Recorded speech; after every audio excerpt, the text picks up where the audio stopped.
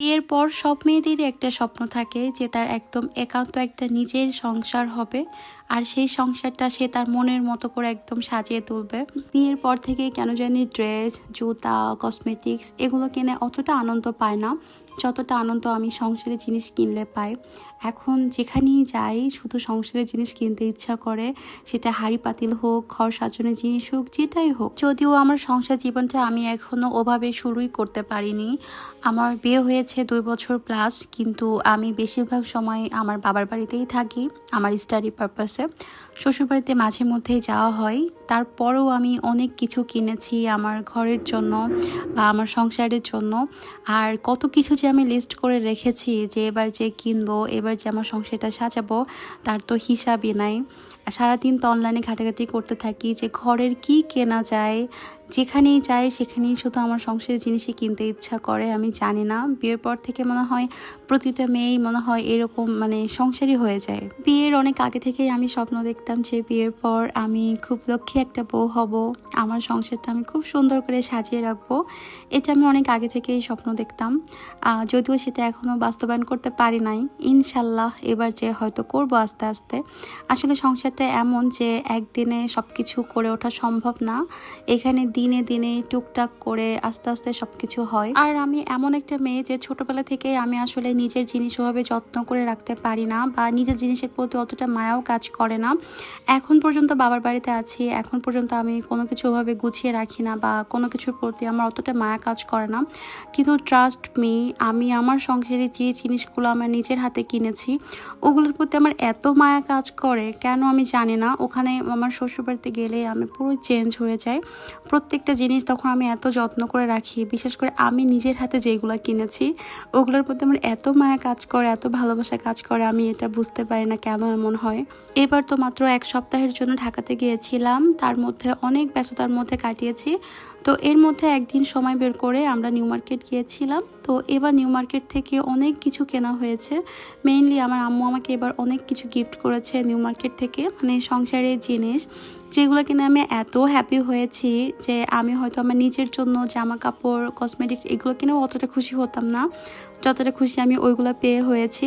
তো নেক্সট কোনো ভিডিওতে আমি এবার যখন ঢাকায় যাব তখন ওইগুলো তোমাদের সাথে শেয়ার করব যে আমি আমার সংসারের জন্য নতুন কি কি কিনেছি। এখন আমার মাথার মধ্যে তো সারাদিন ঘুরতে থাকে যে কি করে আমার সংসারটা আমি সাজাবো, কিভাবে আমার ঘরটা সাজাবো। সারাদিন শুধু অনলাইনে এগুলোই ঘাটাঘাটি করতে থাকি আর লিস্ট করতে থাকি কি কি কিনবো। কেনাকাটার যেন শেষই হচ্ছে না।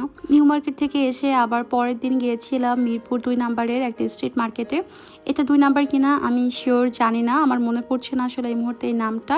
তবে এখানে অনেক সুন্দর সুন্দর হোম ডেকোরের জিনিস পাওয়া যায়।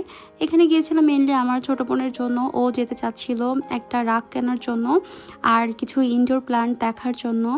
যদিও ইনডোর প্ল্যান্ট দেখলেই কিনতে ইচ্ছা করে, তবে এবার আমি আর কোনো ইনডোর প্ল্যান্ট কিনি নাই, কারণ প্রত্যেকবার আমি ইনডোর প্ল্যান্ট কিনে রেখে চলে আসতে হয় আমাকে। আর আমার জামাই একদমই এগুলোর যত্ন নিতে পারে না, তো প্রত্যেকবার যে দেখি আমার শখের গাছগুলো মারা যায়। এবার যেও দেখি আমার স্ন্যাক প্ল্যান্টটাও মারা গেছে। তো ভেবেছি আর কোনো গাছ কিনবো না, যখন আমি পার্মানেন্ট চলে আসবো তখনই আবার ইনডোর প্ল্যান্টগুলো কিনবো। আজকের এই ভিডিওটা একটু লং হয়ে যাবে, কারণ আমি 2-3 দিনের ক্লিপ আসলে একসাথে অ্যাড করে দিয়েছি। তো এখান থেকে যা কেনাকাটার ছিল সেগুলো শেষ করে এরপর চলে গিয়েছিলাম মিরপুর 11 নাম্বার। ওখান থেকে আমার বোনের কেকের জিনিসপত্রগুলো নেওয়া হলে তারপর চলে আসলাম বাসার সামনে। আর আমাদের বাসার সামনে নতুন একটা খুব সুন্দর টি স্টল হয়েছে, এখানে খুব ভালো ভালো চা পাওয়া যায়। তো এখান থেকে আমরা একটা মটকা চা আর একটা মালাই চা নিয়েছিলাম। তো দুইটা চায়ে অনেক মজা ছিল, তবে মটকা চাটা অনেক বেশি মজা লেগেছে আমার কাছে।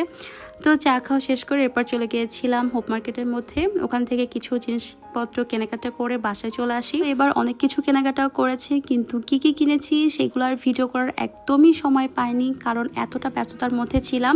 যা কিছু কিনেছি সব কিছু স্টক করে রেখে চলে এসেছি, যে আবার যখন যাব তখন ওইগুলোর ভিডিও করে তোমাদেরকে সাথে শেয়ার করব। এই তো তার পরের দিন আমরা চলে আসছিলাম, আর এক ঘুমে ফেরিঘাটে চলে গিয়েছি। ফেরিঘাট থেকে একটা ঝালমুড়িও খেয়েছি। আর এই তো আমার আব্বু আম্মুর জন্য তো আমরা অনেক বেশি দোয়া করো, বিশেষ করে আমার আম্মু অনেক বেশি অসুস্থ। তোমরা অবশ্যই সবাই দোয়া করবা আমার আম্মুর জন্য তাড়াতাড়ি সুস্থ হয়ে যায়। দেন এখান থেকে একটা পেয়ারা মাখা নিয়েছিলাম, তারপরে বাসের মধ্যে যে আবার একটা ঘুম দিয়েছি, একবারে বাসায় পৌঁছেও গিয়েছি। বাসায় এসে একটা মজা করে কফি বানিয়ে খেয়েছি। তার একদিন পরে আমার আবার একটা এক্সাম ছিল, তো এক্সামটাও শেষ করলাম খুবই কষ্ট করে। এক্সামটা শেষ হওয়ার পর তো খুবই রিলিফ লাগছিল। ওই দিন আমরা একটু ঘোরাঘুরি করে তারপর বাসায় ব্যাক করলাম। আর ওই দিন বাসায় আসতে আসতে রাত প্রায় 10টা সাড়ে 10টার মতো বেজে গিয়েছিল। এরপর বাসায় এসে খুব মজা করে একটা দুধ চা বানিয়ে খেলাম। তো আজকের ভিডিওটা এখানে শেষ করছি। সবাই ভালো থেকো, আল্লাহ হাফেজ।